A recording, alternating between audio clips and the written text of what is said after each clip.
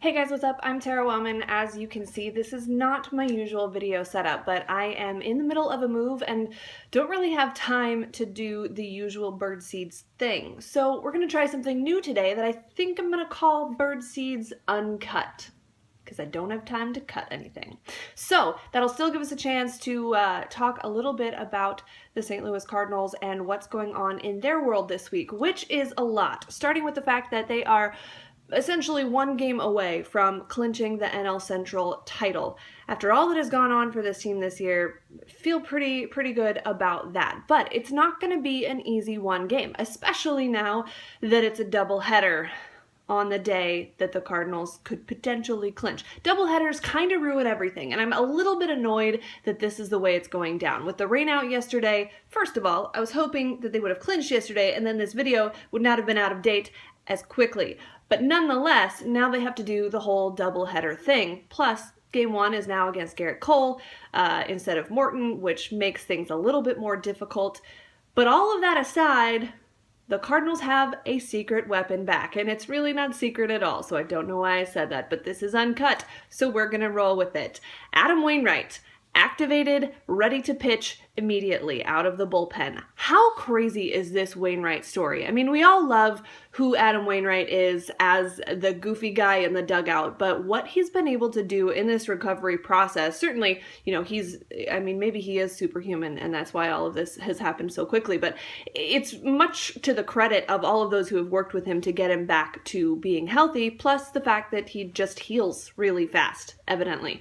Nonetheless, I've been hesitant to kind of buy in to the Adam Wainwright Returns story. But at this point, with the struggles the bullpen has had as of late, and the tightness of the NL Central race, much less the postseason, bring on Adam Wainwright. I mean, if he is back and ready to pitch, he can be such a weapon for this team. And, I mean, let's admit, his arm is going to be as fresh or fresher than anyone else's out there, and that certainly can't hurt. So Adam Wainwright back, how cool would it be to see him pitch in the clincher today?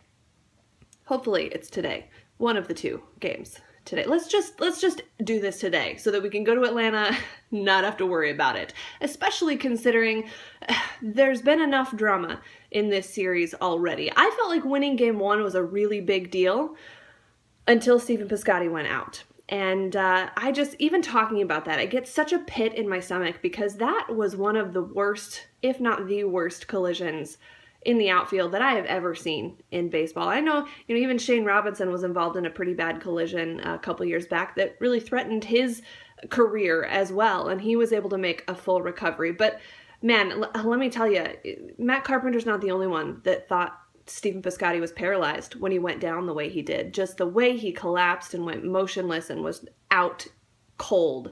It did not look good. And I have tried to avoid seeing it multiple times, but you know how Twitter works. People just retweet the photos and all of a sudden there they are in your timeline, whether you wanted to see it or not. So can we stop with that, please, people? But Stephen Piscotty, again with the miraculous recovery, is supposed to be at the ballpark today for the game. Now, he certainly won't play, although they're saying he could play as early as this weekend, which is absolutely remarkable considering what it looked like had happened when he went down on the field. I think it's important to remember Peter Bourjos in this as well, because, man, that is...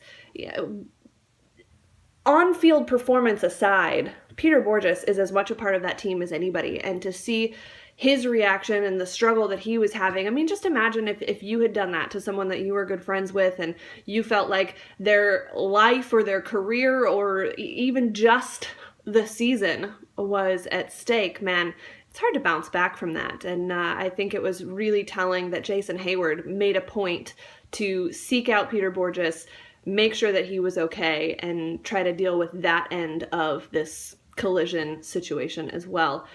The Cardinals seem like they just can't catch a break this year. I mean, if well, everyone's breaking, so poor choice of words on my part. But it seems like all of the things that could throw them off have been presented to potentially throw them off. And yet here they are, essentially one game away from a division title.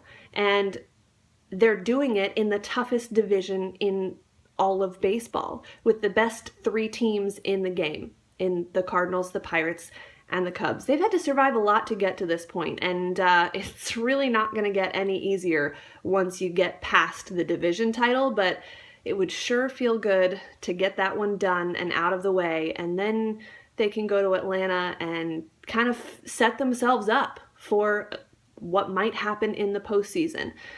It's been quite a season, and there's still a lot to be determined. There's still a lot to come. There's still a lot to say about guys who are healthy or not healthy or might be kind of, sort of, or who gets more playing time or who makes the postseason roster, but those are all discussions for another day. Right now, it is all about finishing off this division, getting Adam Wainwright back, knowing that Stephen Piscotty is okay, and moving on from there.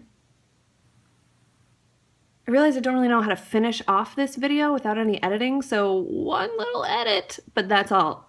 That's the end. This is it. We'll see you next time on Birdseeds Uncut.